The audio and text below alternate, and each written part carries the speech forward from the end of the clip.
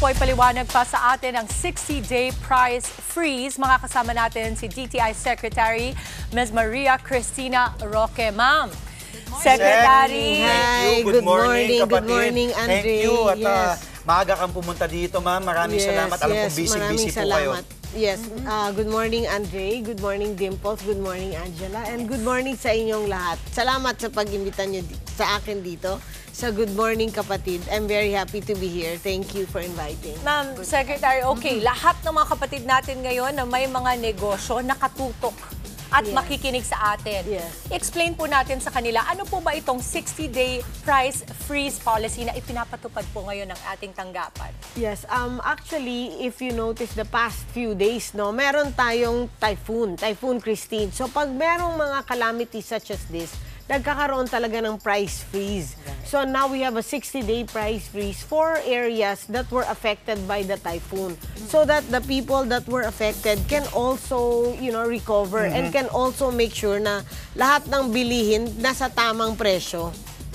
Ano po bang mga lugar to, Secretary, yung mga nasa ilalim ng price freeze? Yeah, actually, there are 7 provinces and 26 municipalities and cities that are in the state of calamity now, which is the province of Albay, the province of Camarines Norte, the province of Catanduanes, the province of Cavite, province of Camarines Sur, Magpet, Cotabato, Calbayog, Samar, Sorsogon, Bulan and Donsol, Quezon Province, Tacloban, Mulanay, General Luna, Eastern Samar, Julian, Sulat, Taft, Can Avid, Dolores, Oras, San Policarpio, Arteche, Masilog, Jipad.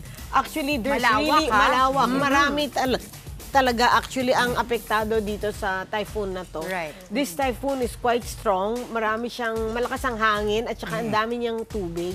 So there was really a lot of establishments and a lot of people that were affected because of this typhoon. Yes, you're right. Ang dami pong naapektuhan talaga. Yes, oo. Matinding pinsala ang dinulot po Yes, itong correct. Christine. Secretary, paano po na monitor ng DTI yung mga presyo po ng mga bilihin, siyempre sa mga lugar na nabanggit niyo po? Yes, actually, the DTI is aggressively monitoring this because ito yung mandate at directive ng ating presidente.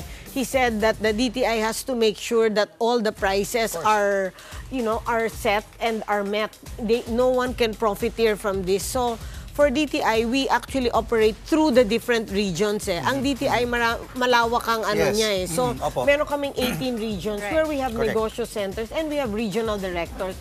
In those negosyo centers and in those DTI offices in the 18 regions, we really have what we call the consumer protection offices also, the Fair Trade Bureau, which really has people, and now they're very active in really checking the prices. Every day, actually, umiikot sila.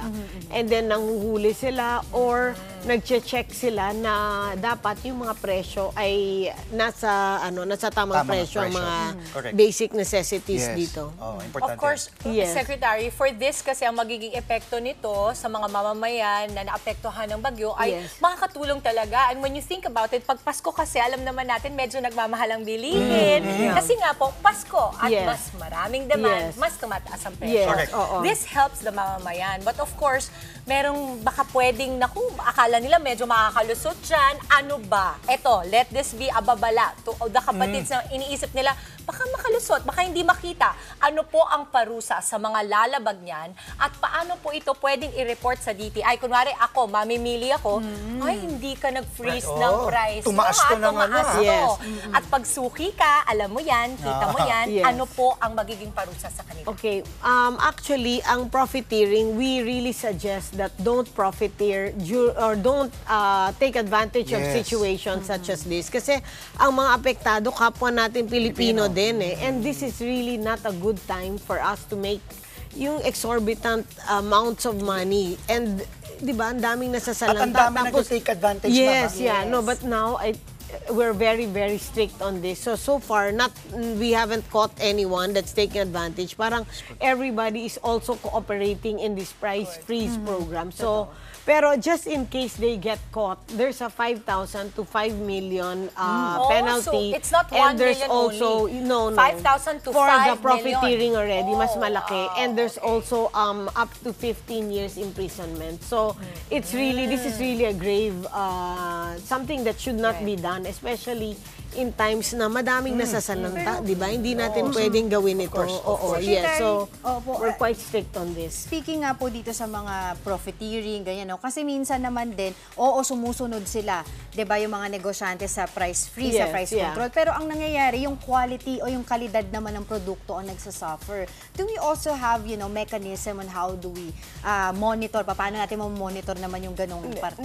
Most products, we have to choose products, that's one, that's registered, and number two, that follows, that's qualified, meaning FDA approved sila. So once it's FDA approved, we can say that all these products are of good quality, and all these products can be, we can eat them, kasi pumasa na siya sa Bureau of Product Standards sa DTI. Right. Yes. Kasi minsan pagka ang price niya tama lang sa 5 peraso, pero ang nangyayari dahil under price freeze ang samantala nila 3 peraso lang binibigay. Hindi, actually most are already packed goods na rin naman. kasi siya. Yeah, so example like coffee, they're in the pack, and then canned milk. And sardines. So usually naman sila. Secretary, Pangulo, alam namin busy po kayo. Yes, salamat po muli sa oras ninyo. Salamat din for inviting me. Yes, I'm very happy to be here. Thank salamat you. Po. Yes. Pangulo po, ano pong importanteng gusto niyo pong sabihin o anunsyo po sa mga kapatid natin, kababayan natin na nanonood po ngayon ng Good Morning Kapatid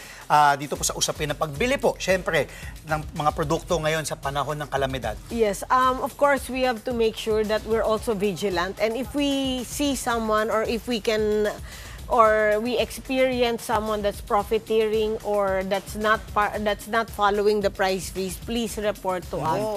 We will flash here the email address of DTI that you can report to, even to my office, the report to sec@dti.gov.ph. They can report straight to you. Yes, we have that. Even may calamity or walang calamity. And another thing, I don't know if we have time to discuss, kasi oftentimes we always think of the consumers that are affected, no? But we forgot that there's also businesses that are affected. So negosyo. So DTI, for the first time, we have now the Enterprise Rehabilitation Fund. We set aside 2 billion pesos to be able to help the MSMEs recover and bounce back. Kasi pag nasira yung negosyo, that's difficult also for them. Kabuhayan. Saan po sila pwedeng tumingin para makita po nila yung mga requirements? Yeah, actually, they can go to sbcorp.gov.ph. SB Corp is actually a bank that's under the supervision, or that's under DTI.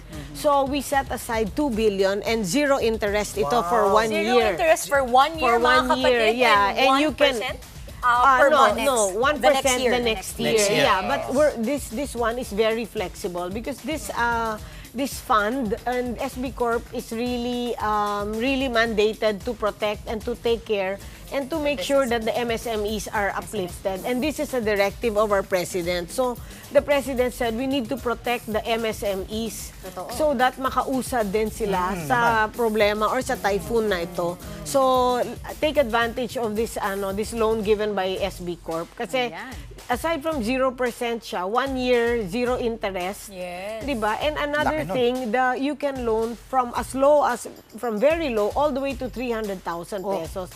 And the processing is very fast, which is 7 days. Basta you submit all the requirements, which is just the usual business name. No collateral ito.